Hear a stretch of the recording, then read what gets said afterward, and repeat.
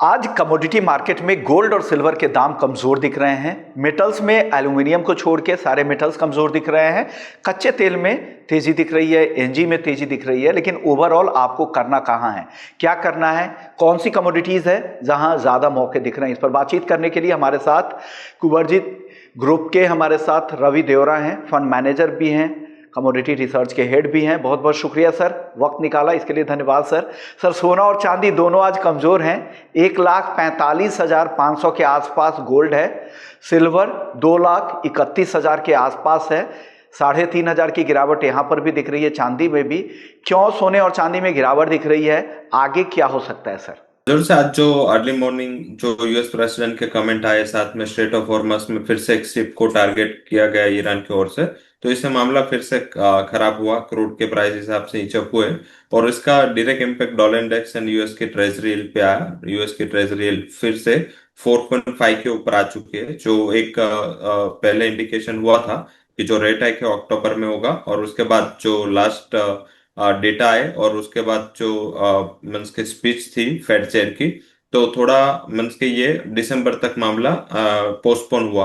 पर फिर से अगर ये 4.5 के ऊपर बॉन्ड यील्ड सस्टेन होती है, इसका इंडिकेशन फिर से अक्टूबर में रेट हाइक का होगा। तो इस हिसाब से मार्केट थोड़ा आज डविश है और इस हिसाब से आज means particular Boolean and metals में हाई लेवल से थोड़ा मुनाफा वसूली का प्रेशर है।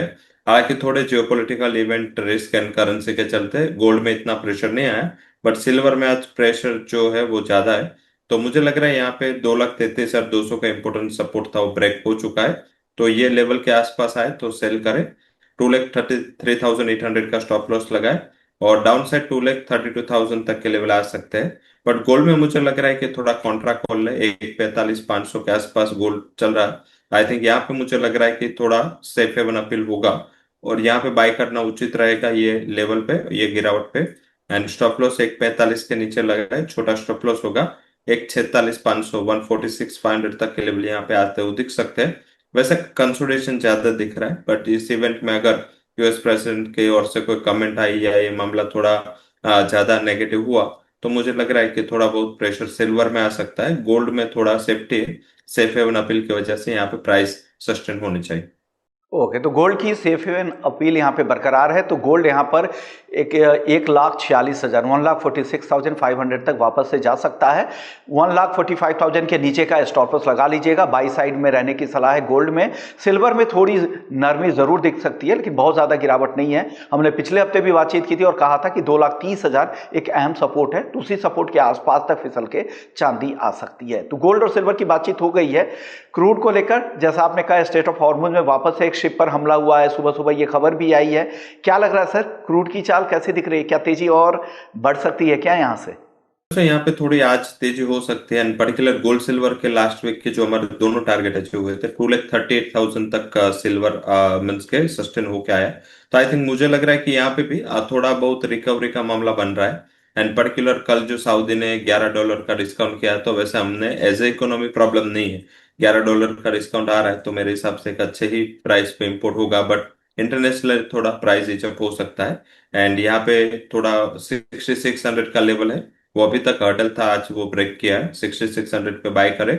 6,560 का स्टॉप लॉस होगा, 6,700 का टारगेट। बहुत ज्यादा तेजी नहीं दिख रहा हूँ एंड पर्टिकुलर सप्लाई इनफ है।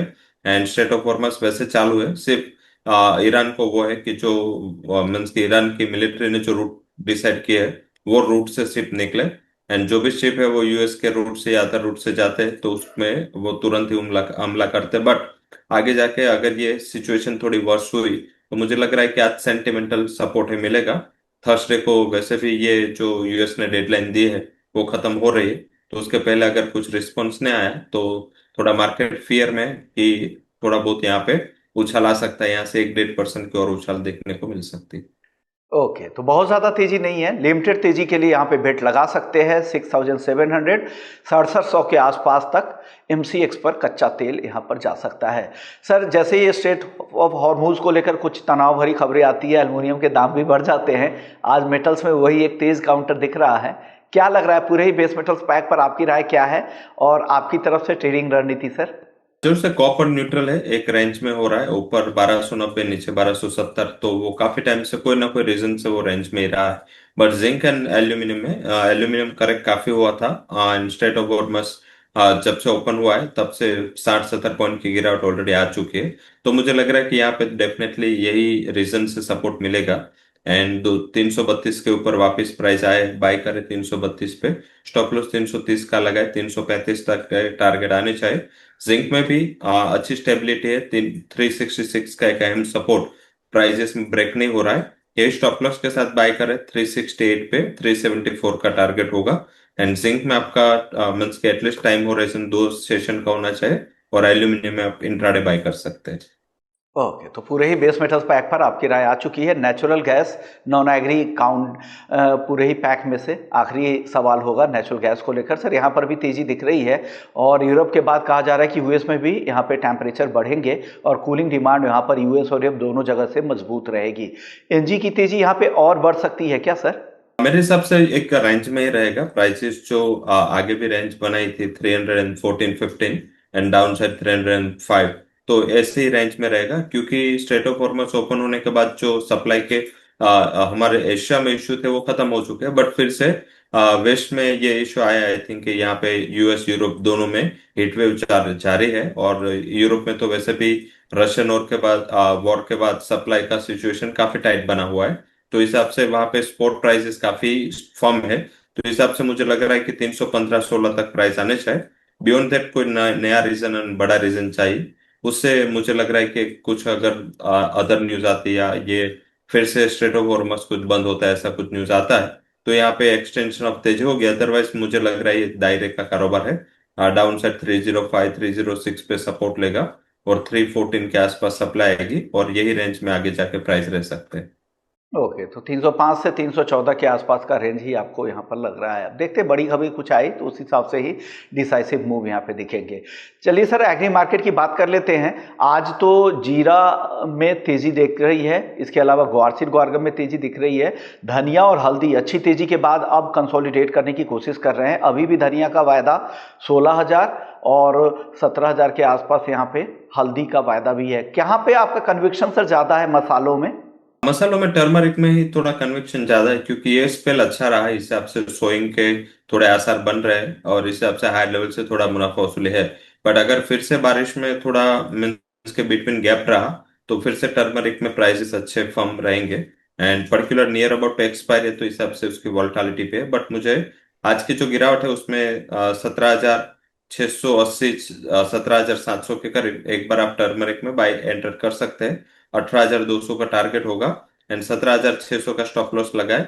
तो फर्स्ट रिकमेंडेशन एंड थोड़ा प्रायोरिटी आपको टर्मरिक पे देना चाहिए, क्योंकि मुझे लग रहा है कि यहाँ पे और यहाँ पे तेजी हो सकती है, और लास्ट ईयर की बैलेंस शीट भी काफी टाइट थी, तो इस हिसाब से यहाँ पे तेजी आगे बढ़ सकती।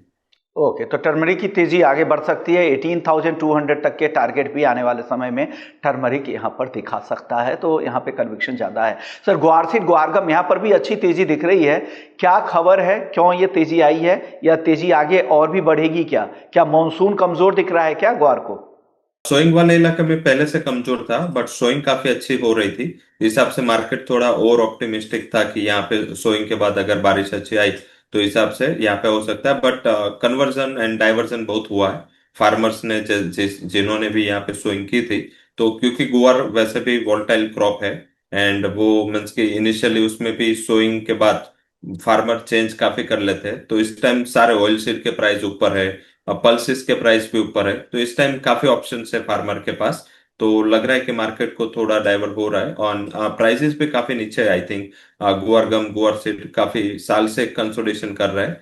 तो मुझे लग रहा है कि यहाँ पे जैसे सोइंग वाले इलाके में पहले बारिश का अनुमान अच्छा था, but suddenly withdrawal of monsoon है, तो means withdrawal of this spell. तो इस हिसाब से मुझे लग रहा है कि थोड़ा बहुत यहाँ पे चेंज होगा, और इस हिसाब से प्राइसेस फॉर्म दिख रहे हैं। लेवल स्पेस पे गुआर गम में प्रायोरिटी दे, यहाँ पे मुझे लग रहा है कि प्राइसेस में अपसाइड बनी रहेगी, और कंपेरेटिव गुआर सीड गुआर गम में अच्छी तेजी यहाँ पे आनी चाहिए। लेवल स्पेस पे अगस्त वायदा 11,500 पे बाय करे, 11,320 का stop loss, 12,000 would be target. और सीड में अगस्त वायदा 6,000 के करीब बाय करे, 5,960 का आज का लो है, वही स्टॉप लॉस लगाए, एंड जो टारगेट है वो 6,200 तक आ सकते हैं। मुझे लग रहा है कि ये दोनों कमोडिटीज में अगर शॉर्ट टर्म का नजरिया है, अच्छी तेजी बन सकती है। ओके, तो शॉर्ट टर्म में अच्छी तेजी बन सकती है, तेजी कंटिन्यू हो सकती है 12,000 12,000 तक ग्वार गम और 6,200 तक ग्वार सीड का वायदा जा सकता है। तो दोनों में तेजी करके जा सकते हैं शॉर्ट टर्म के लिए। स्टॉप लॉस भी आपको बता दिए गए हैं। बहुत बहुत शुक्रिया करेंगे रवि सर, आपने वक्त निकाल के हमारे दर्शकों को गाइड किया, इसके लिए शुक्रिया आपका। सर जाने से पहले डिस्क्लेमर दे दीजिएगा। जो भी कमोडिटीज में डिस्कशन हुआ है उसमें मेरी कोई पर्सनल पोजीशन नहीं है एंड पर्टिकुलर कंपनी के clients as well as company के फंड में थ्रू स्पॉट एंड डेरिवेटिव दोनों में ये पोजीशन हो सकती है।